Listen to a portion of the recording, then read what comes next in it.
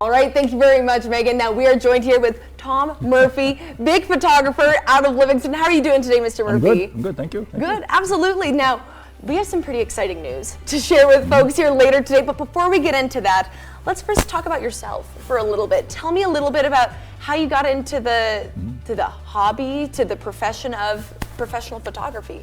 Well, I grew up on a cattle ranch outside, and I don't really like cows or horses because of that.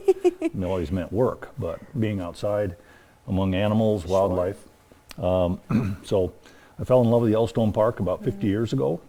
It took me a couple years to get here, but I moved to Livingston, Montana, 1978. And photography at that time was more or less a hobby, but I moved here because of wildlife and wild country.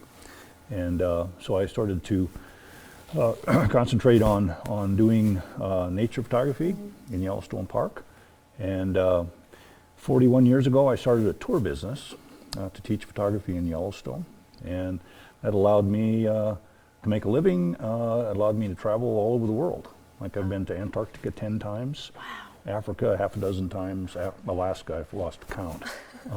But Yellowstone is still my favorite spot. Yeah, I mean, it's a little piece of heaven on earth. Absolutely. It really is. And we're showing some of your photographs right here. It's absolutely breathtaking. And something else that's breathtaking is a certain photo that you took of a bison out there. I know it's the year of the horse, but it's kind of the year of the bison. I mean, let's be honest, here in Montana. Absolutely. And you were recently honored with having one of your photographs become a Forever Stamp. I mean, what is that process even like? And when you heard the news, I mean, what first went through your mind? Well, first of all, I was really surprised. I got an email from the Postal Service, wanting a bison photograph, and just out of the blue. Turns out a fellow in Livingston named Glenn Plum recommended the post office contact me. So I sent him some of my favorite bison photographs, and it wasn't what they wanted.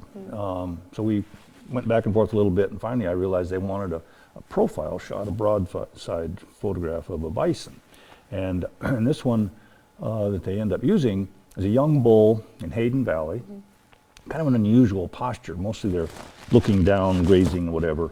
But he was up in July during the rut, looking around for some of his friends. So it was an interesting profile. And so I had to keep my mouth shut for about 6 months. They didn't want me to tell anybody about this stamp. And turns out it's supposed to be released the end of May this year. And they say between 15 and 20 million postage stamps. Oh my God. And it's going to be twice the size of a normal commemorative stamp. Wow. When I was a little kid, I collected stamps for a little while. I thought they were just beautiful little pieces, works of art.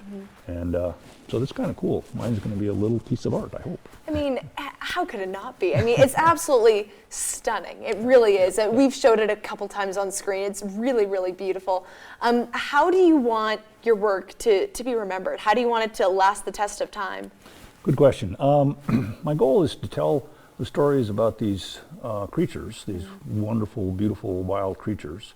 And so if I can kind of contribute to a narrative about their value, how beautiful they are, how important they are to our lives. So that's kind of one of the my goals, is to draw attention to these wild creatures. And bison is a particularly interesting one this year. The Buffalo Bill Center in Cody, Wyoming is doing a 2-year show on bison. They're using a bunch of my photographs. And Chris Jeremiah, who's a bison researcher in Yellowstone Park, he and I are doing a book on bison, a 240-page coffee table book. Wow.